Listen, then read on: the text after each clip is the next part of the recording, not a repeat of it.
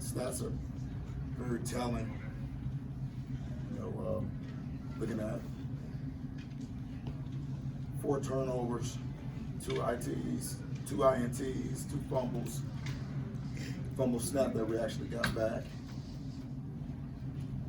Looking at time of possession, Cincinnati had the ball for 36 minutes, 51 seconds. We had it for 23 minutes, 9 seconds.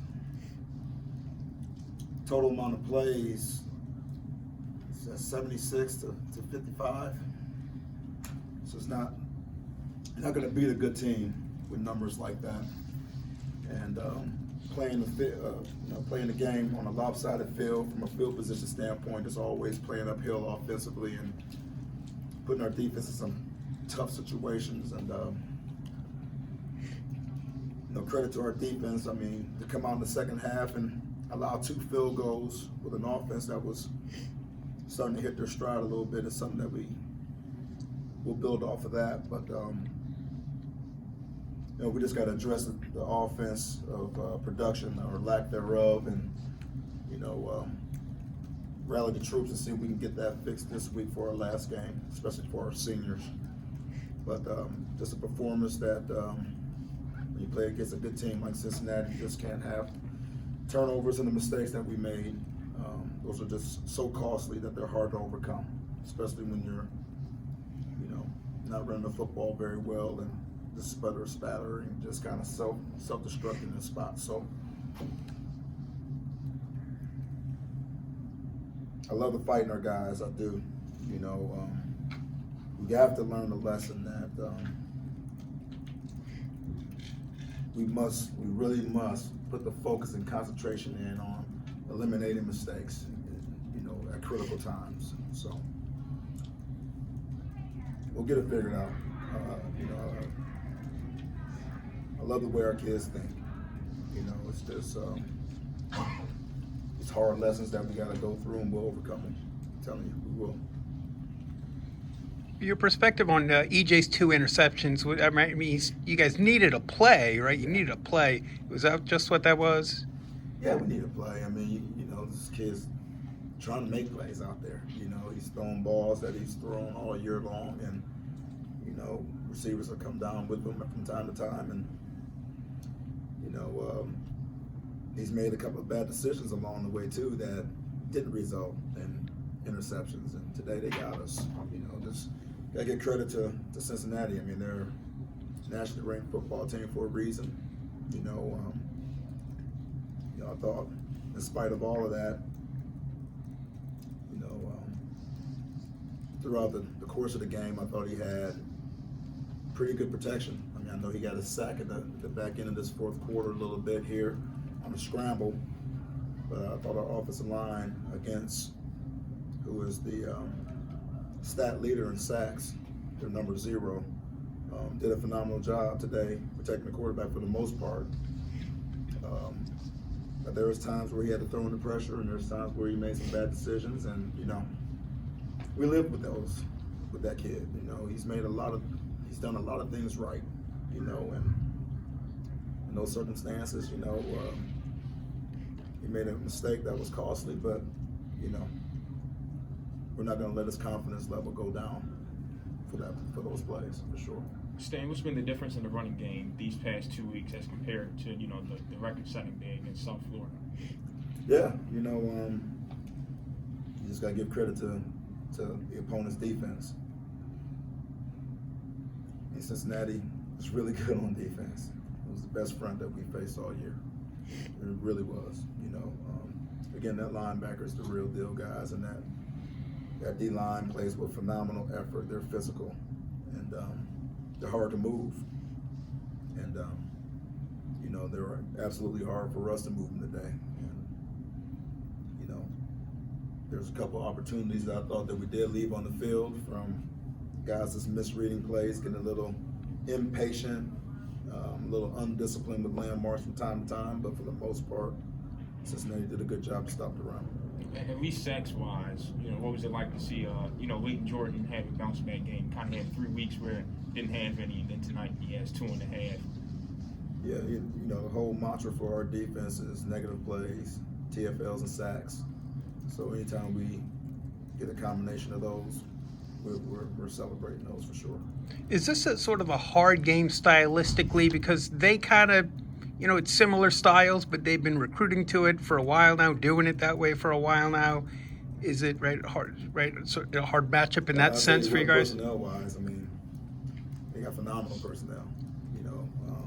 I thought our defense did a good job against their running backs for the most part, but coming into this game, I mean, those guys were on contact, yards on your own type tough running backs, but these receivers, I mean, they got big play making ability. There's no doubt about it. And they got a tight end, man. That tight end's, I mean, he must be 6'6", 200 whatever pounds he is, but he's a real target, NFL looking tight end, So, I mean, we're talking about a team that was in the playoffs last year, right? And they lost a bunch. But obviously, when you have the momentum of the year before being a playoff team, that you're going to have really good momentum in recruiting. So they're, they hadn't skipped a beat that much, but they're a good football team. What can I say? From a personnel standpoint, they've got it going on, and Luke Fickell's doing a phenomenal job. Coach, obviously a quarterback switch happened in the game there with Evan Prater. How much did that change things for Cincinnati's offense? Well, they put a quarterback in there that's a dual threat, So now from a coverage standpoint, you have to account for him. You know what I mean? We find ways to account for the quarterback in both zone and man coverages, but the people who have to do it, from time to time, we have to be creative that way. But he brings that extra dimension to the game, and it causes problems. He's a good athlete, but I'll tell you what, I mean, he really did a nice job of throwing the football. He threaded it in between some tight coverage. I thought our DBs and linebackers did a really good job for the most part, just covering guys up, but the quarterback did a nice job of making plays in some really tight, coverage situations. So he's a good player, which brings, noted to the last question I just had here regarding personnel, man. They take one quarterback out and put another one in, and they make plays, so we're not quite there yet. Coach, on offense, Noah Donica, Sanders out there, Noah Mount Anderson Jr. Do you have any updates on why they weren't available today? Yeah, Donica's tried like crazy to get himself ready. He just a little banged up, and Ahmad we had some team rules that were compromised. So. Yeah, I wonder if either you or I guess Jafar would have had a conversation with like a Jordan Diaz yesterday. Right, who's just walked on in September, August, whatever, and like call your mom, dad, uncle, aunt. Yeah, that's going to be a shot. I was very grateful that he was just on the travel squad, just going to the hotel to spend the night before the game, but probably didn't realize how much he was going to play. But you get two receivers down, and what we say always, next man up, and that's why we practice the way we practice. We have developmental squad. It's not a scout team. It's called developmental squad for a reason. Guys are getting developed, so when they're numbered, it's called that they have to be ready to play. And Diaz took full advantage of that for weeks and weeks and weeks, joining this team in the summertime and working his butt off. And here he is playing against Cincinnati, But he was absolutely needed. I'm glad he got himself ready.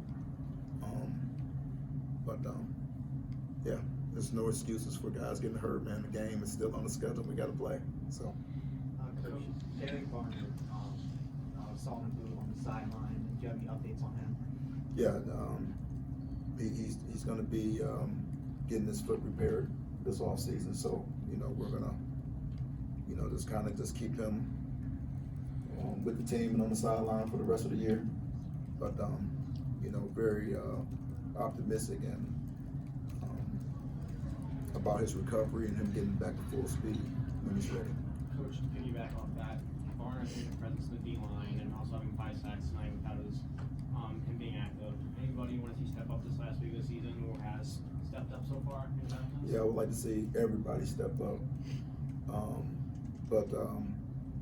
Teray is a guy who, has stepped up and added some some pass rush, and I think Quay is doing a nice job in the run game, creating some penetration. And